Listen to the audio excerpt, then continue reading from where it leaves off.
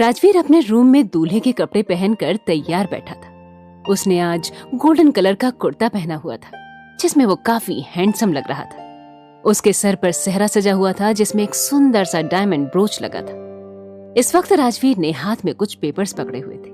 उसके सामने संजना के पापा केशव दीवान मौजूद थे। केशव राजवीर को देखते हुए बोले, राजवीर, जैसा तुमने बोला था मैंने इन पेपर्स पर साइन कर दिया है। अब तुम्हें कोई प्रॉब्लम नहीं है ना? राजवीर बिना किसी एक्सप्रेशन के बोला, नहीं, अब कोई प्रॉब्लम नहीं है, चलिए नीचे चलते हैं। केशव बोले, ठीक है चलो। राजवीर सीढ़ियों के पास आकर खड़ा हो गया और धीरे धीरे सीढ़ियों से उतरने लगा। नीचे खड़े सभी लोगों की नजर राजवीर पर ठहर सी गई। वो आज काफी हैंडसम लग रहा था। तभी मिशा रूही से बोली, यार कुछ भी कहो, भाई हैंडसम तो बहुत है। पता नहीं आज कितनी लड़कियों का दिल टूटने वाला है। मिशा की बात सुनकर रूही बोली, हाँ मिशी, बात तो तू ठीक कह रही है। इश्की राजवीर को देखते हुए अपने मन में बोली, देखने में तो ये बिल्कुल सपनों के राजकुमार लगते हैं पर हकीकत में बिल्कुल डेविल हैं। राजवीर नीचे आकर कुछ बिजनेसमैन से मिलने लगा और एक नजर इश्की को देखकर अपने असिस्टेंट को कुछ इशारा कर दिया। फिर वो मंडप में जाकर बैठ गया। पंडित जी मंत्र पढ़ने लगे। कुछ देर बाद पंडित जी ने संजना को बुलाने के लिए कहा। पंडित जी के बुलाने पर संजना की सभी दोस्त उसे लेकर आ गईं। आज संजना ने रेड कलर का लहंगा पहना था जिसमें वो बहुत सुंदर लग रही थी। उसको देखकर मिशा इश्की से बोली, आज तो ये भी सुंदर लग रही है। ये सुन इश्की बोली, हाँ सुंदर तो लग रही है, वैसे भी लड़की अपनी शादी वाले दिन बहुत सुंदर लगती है। मिशा बोली, पर जो भी हो वो तेरे से तो कम ही सुंदर है।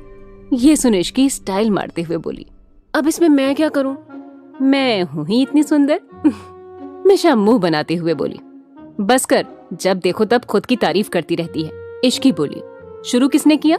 तभी पास में खड़ी रूही बोली, बस भी करो तुम दोनों, अब सामने देखो चुपचाप। संजना मंडप में आकर बैठ गई और शादी की क्रियाविधि शुरू हो गई। तभी अचानक से लाइट बंद हो गई। लाइट के जाते ही सभी लोग पैनिक हो गए। तभी मिशा बोली, यार ये लाइट कैसे चली गई? अर्नब बोले, रामू जाकर लाइट चेक करो यार।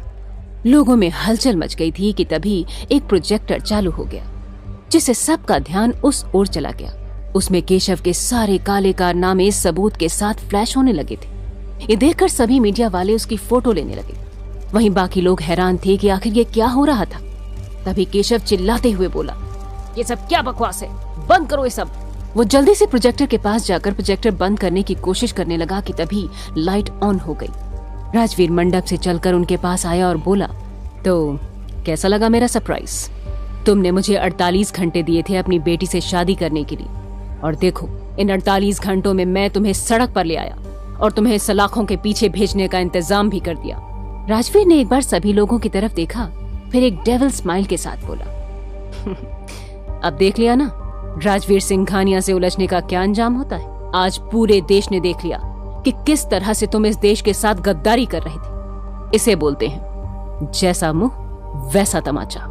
ये कहते ही राजवीर ने अपना सेहरा उतारा और गुस्से से आगे बोला, ये शादी तुम्हें सबके सामने एक्सपोज करने का सिर्फ एक बहाना था ताकि सभी लोग जान लें कि राजवीर से टकराने का अंजाम क्या हो सकता है। राजवीर के इतना कहते ही घर के अंदर पुलिस टीम आ गई और केशव को अरेस्ट करके अपने साथ ले गई। जल्दी ही सबको समझ आ गया था कि राजवीर ने केशव दीवान को पकड़वाने के लिए ही शादी का जाल बिछाया था। ये सब देखकर इश्की मिशा से बोली, यार मिशा ऐसा लग रहा है जैसे हम किसी मूवी का सीन देख रहे हैं। उसकी बात सुन मिशा बोली, हाँ यार तू सही कह रही है, भाई कब क्या करते हैं कोई नहीं समझ सकता। कुछ देर बाद सभी मेहमान वहां से चले गए। वहीं मीडिया वालों ने राजवीर से कुछ सवाल किए और फिर वो लोग भी वहां से चले गए सिवाय पंडित जी के, क्योंकि उन्हें वहां रुकने के लिए बोला गया था। सबके जाने के बाद हॉल में बस घर वाले इश्की और संजना रह गए थे। जब संजना ने देखा कि अभी भी पंडित जी रुके हुए थे तो उसे एक उम्मीद मिली थी कि अभी भी शायद राजवीर उससे शादी कर लेगा। दादी बोली, राजवीर ये सब करना था तो शादी का नाटक क्यों किया? ये सुन राजवीर बोला, क्योंकि मुझे दीवान के शेयर चाहिए थे जो कि वो शादी वाले दिन ही देता। दादी बोली, लेकिन शादी तो तुम्हें 2 दिन के अंदर ही करनी है। तू भूल गया क्या कि तेरे दादाजी ने वसीयत में लिखा था तुझे 29 साल तक शादी करनी होगी।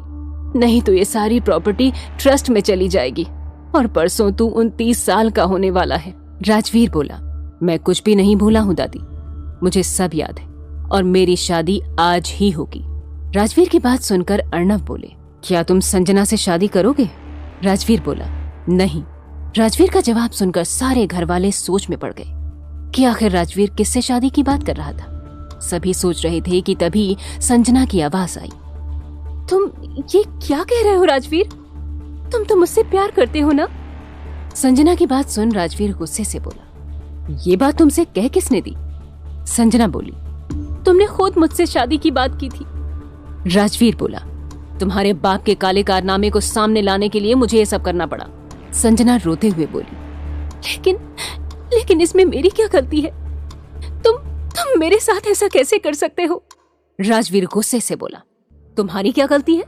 तुम्हें क्या लगा तुम मेरे साथ गेम खेलोगी और मुझे पता भी नहीं चलेगा? तुम ये सिर्फ इसलिए कर पाई क्योंकि मैंने ऐसा करने दिया। अगर तुम मेरे गुस्से से खुद को बचाना चाहती हो तो अभी के अभी यहाँ से निकल जाओ। राजवीर को इतने गुस्से में देखकर संजना वहां से चली गई।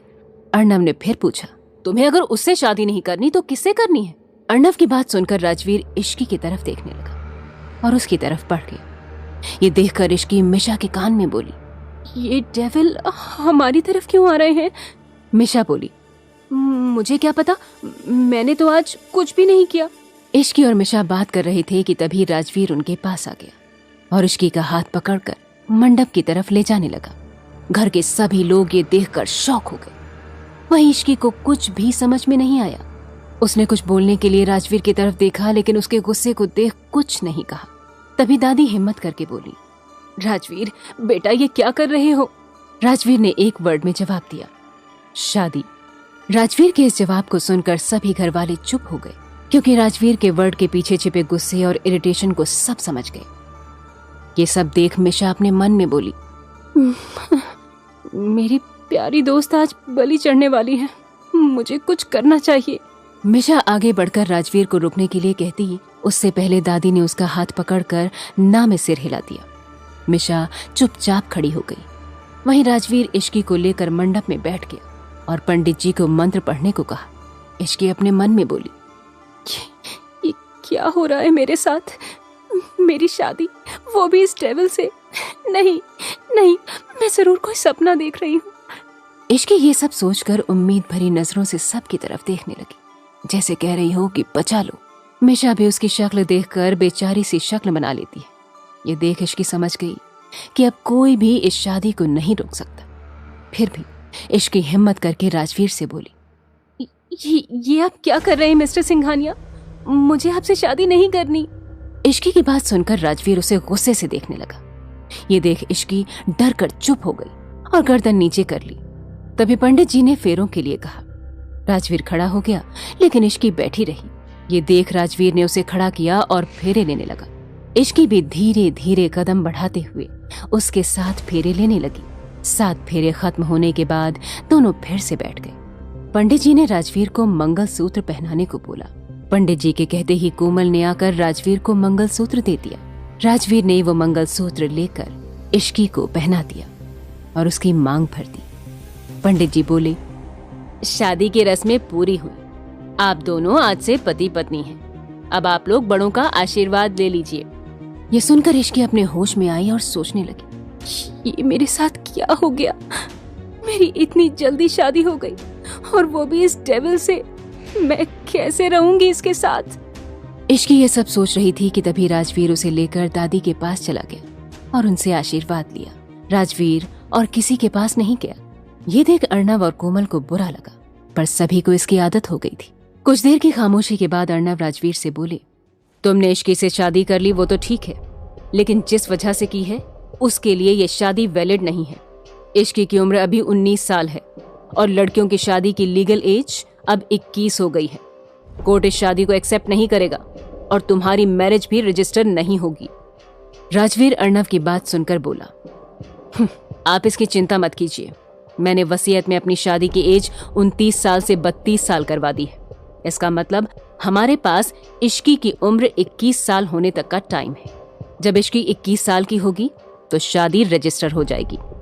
ये कहते हुए राजवीर सीधे अपने रूम में चला गया और नीचे सभी लोग खड़े उसे देखने लगे।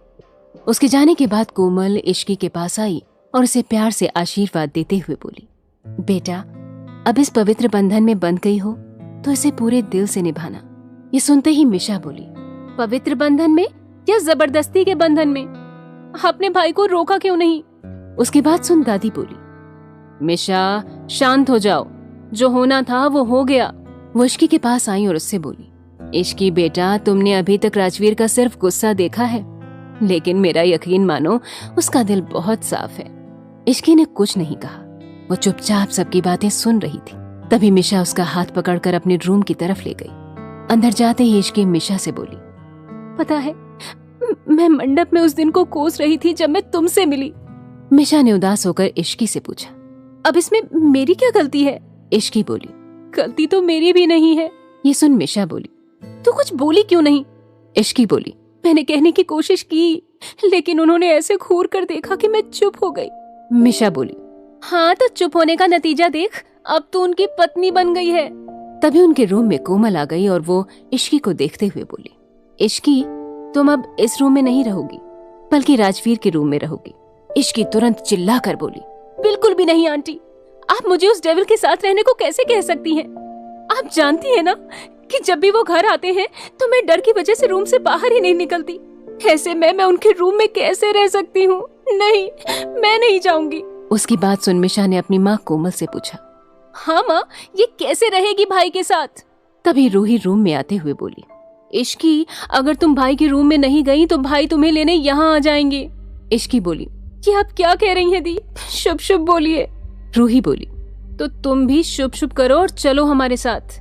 रूही के ये कहते ही मिशा इश्की से बोली, चली जा इश्की, कहीं ऐसा ना हो कि भाई तुमसे गुस्सा हो जाएं। इश्की धीरे से बोली, ठीक है, मैं अपने कपड़े ले लेती हूँ। ये कहते हुए इश्की ने अपनी नाइट ड्रेस और कुछ कपड़े लिए और कोमल के साथ राजवीर के रूम की तरफ चली गई। कोमल इश्की को लेकर राजवीर के रूम के बाहर रुककर इश्की से बोली, बेटा, तुम अंदर चली जाओ। ये सुन इश्की बेचारी सी शक्ल बनाकर बोली, एक तो आप मुझे डेविल के हवाले कर रही हैं, ऊपर से आप अंदर भी नहीं जा रही हैं। कोमल ने इश्की के गाल पर हाथ रखकर बोला, ऐसी बात नहीं है बेटा कि मैं तुम्हें अकेला छोड़ रही हूँ, बल्कि बात यह है कि राजवीर के रूम में सभी घर वालों को जाना मना है। ये सुनते ही इश्की बोली, तब तो मैं भी अंदर नहीं जाऊंगी, क्या पता मुझे देखकर वो गुस्सा हो जाए। कोमल जी बोली, ऐसा कुछ नहीं होगा, राजवीर तुम्हें कुछ नहीं कहेगा, तुम अंदर जाओ। इश्की ने आगे कुछ नहीं कहा और वो रूम का दरवाजा खोलकर अंदर देखने लगी। फिर कोमल से बोली, ये कितना बड़ा रूम है, ऐसा लग रहा है कि अंदर एक अलग ही दुनिया है। इश्की की बात सुनकर कोमल जी मुस्कुरा दी, फिर उसे अंदर जाने को कहा। इस बार इश्की हिम्मत करके अंदर चली गई। क्या होगा इनका आने वाला कल? क्या इश्की और राजवीर निभा पाएंगे इस रिश्ते को? कैसे निकलेगा राजवीर आने वाली परेशानियों से? कैसी होगी इनकी फर्स्ट नाइट?